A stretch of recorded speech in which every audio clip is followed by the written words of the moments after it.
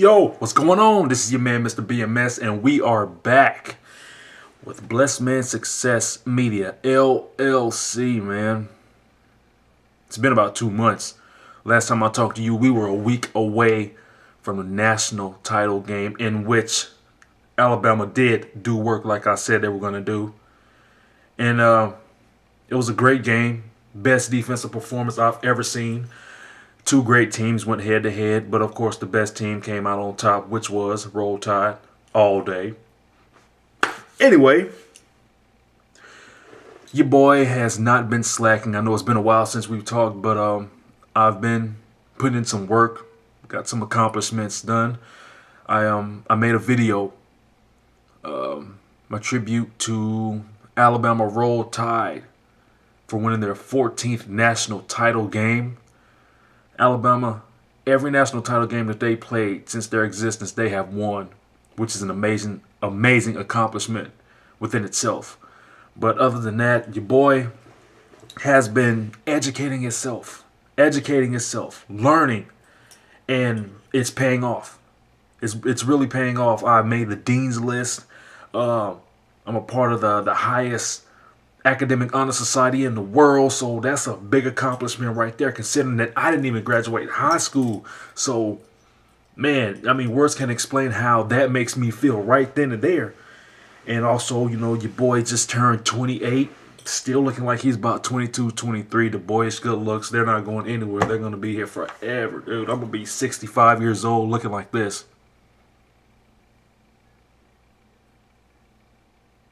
Back to business. Anyway, I got another big project coming out. Another movie, 15 to 30 minutes long, called Poverty in Peoria. Gonna be tackling issues on this poverty thing, man, because, you know, times are getting hard and, you know, there's still some people out there struggling, and maybe we can reach some of these people out here who are millionaires and billionaires and, you know, show them that it's not all about them. It's not about their Bentley, their Benz, you know. I can take vacations and do things like that. You know, let's help some other people out who can't afford to help themselves out, you know. That's basically what this video is about, and we want to get personal insight from people who've been blessed to have what they have. And then again, we're going to talk to people who are less fortunate.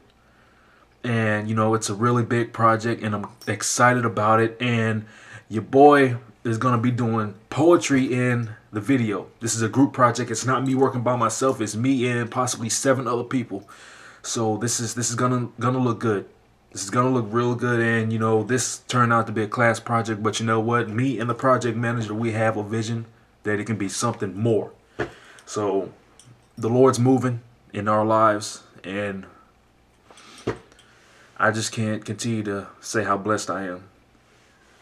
And recently, today, we are going to talk about the recent death of Whitney Houston. You know, an icon. And, you know, I watched the funeral, and I'm pretty sure, you know, millions of viewers out there who loved and respected her watched the funeral also. And, you know, it was a real tearjerker, but at the same time, it was a celebration of one person's life. You know, and the reason it hit me kind of hard was because when I was younger, my mother, she resembled Whitney Houston to me in my eyes. I don't care what anybody else say. When I thought about my mom, I thought about Whitney Houston. And, you know, I'm sad to see that she's gone at 48. My parents are around that age right now, and my heart goes out to her daughter. And, you know, also Bobby Brown, he's taking a lot of heat for this, but at the end of the day, excuse me, you can't blame him. You can't blame him. You know, she knew what she was getting into, and she wanted a bad boy, and you don't know, man. She possibly could have been using drugs and, you know, got him going on it. Or they possibly both could have been using drugs and before they got together. And, you know, you probably could see it in Bobby, but you couldn't see it in Whitney that much. But anyway, it's a sad story, and Bobby Brown, it's not your fault. You didn't put a gun to her head and make her, you know, do the things that she did. We hate that she's gone. But Whitney, we love you. Rest in peace. And We know that you love the Lord, and I will be blessed to see you face to face in heaven one day. And I really want to talk about the effects of drugs and alcohol abuse. Things I know about all too well. It's affecting me in a major way. I've grown up around this. You know, I've lost my uncle, who was somewhat like my father when my dad couldn't be there for me at the time, to alcohol. You know, 29 years of age. My Uncle Tracy, I love him. I think about him every day. You know, even though this happened 15 years ago, it still feels like it happened yesterday. And drugs and alcohol, it'll turn your life upside down. It really will. Just, I think about my kids, and I can't think about hurting them in that way. I think of, if I'm going to abuse drugs and alcohol and let that take over me and not pay attention to my family, I think of that as a form of hate, because I know that my family needs me. You know, with me being a father, I tend to think a lot more before I make a decision. You know, in which a lot of men don't do. They're distant daddies. They're baby daddies, but they're not fathers in their child's relationship. I mean, they're not fathers to their children, which you should be. Anyway, I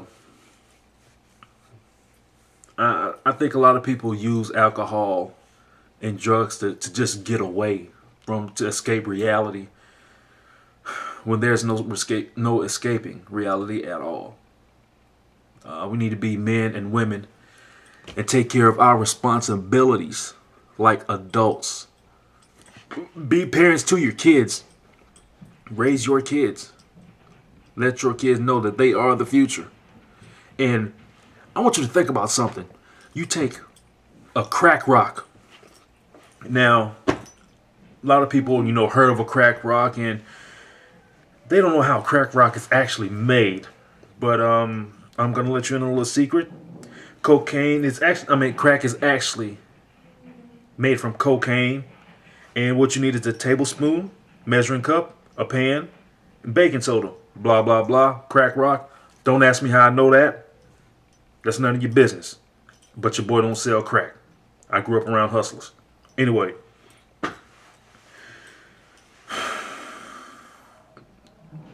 Think about this.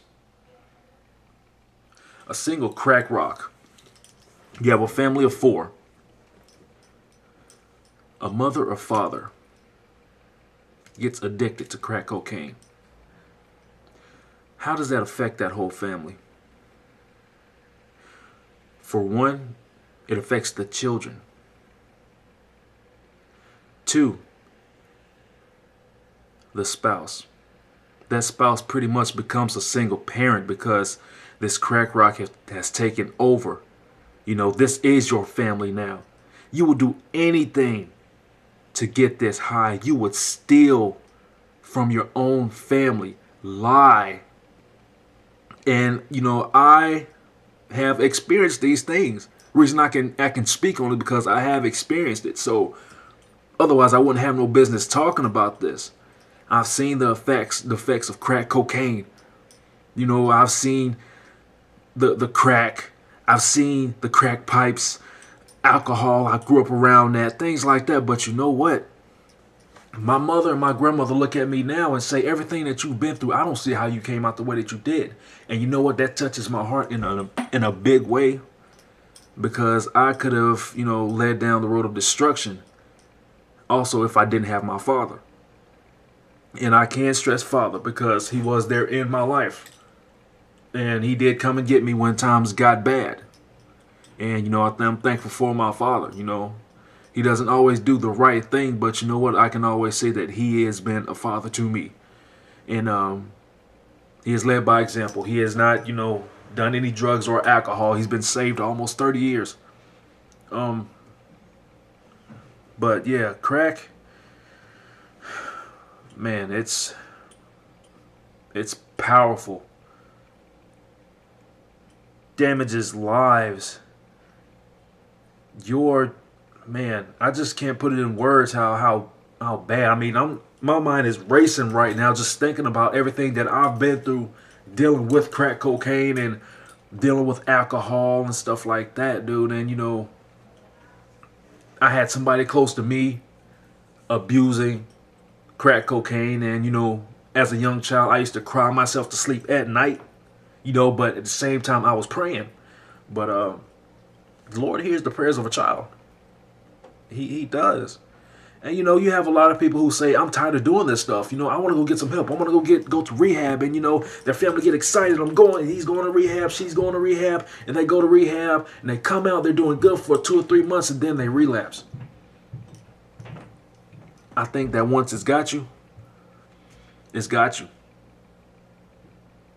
Another bad side to it is you could kick this stuff. But you using crack cocaine for about 10 years. But the bad thing about it is, after you clean and sober, I've been sober for 15 years, that stuff catches up with you. It damages your body in a bad way, in a major way. And it's not just the crack cocaine, man. It's not the crack rocks, man. It starts off smoking weed too. Weed damages your brain cells, man.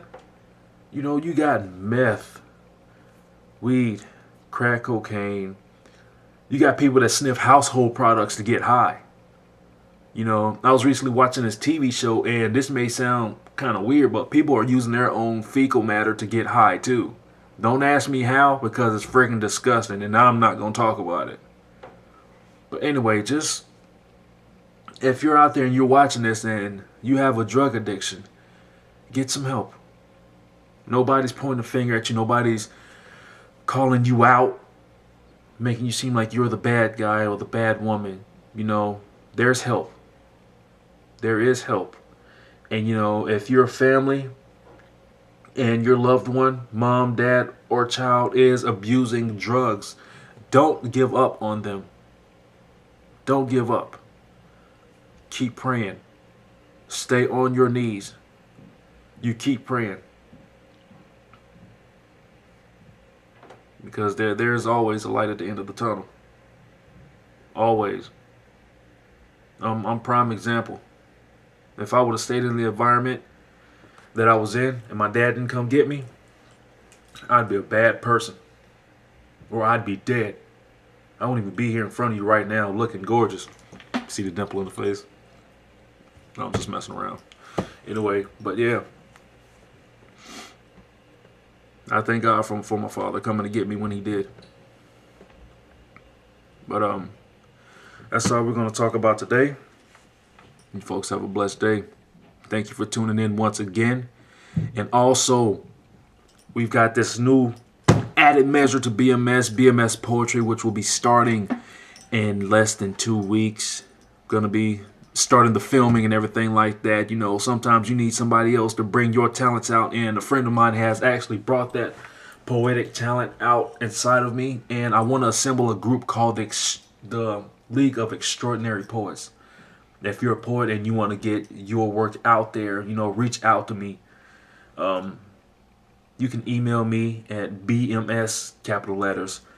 We are one, lowercase letter, at gmail.com.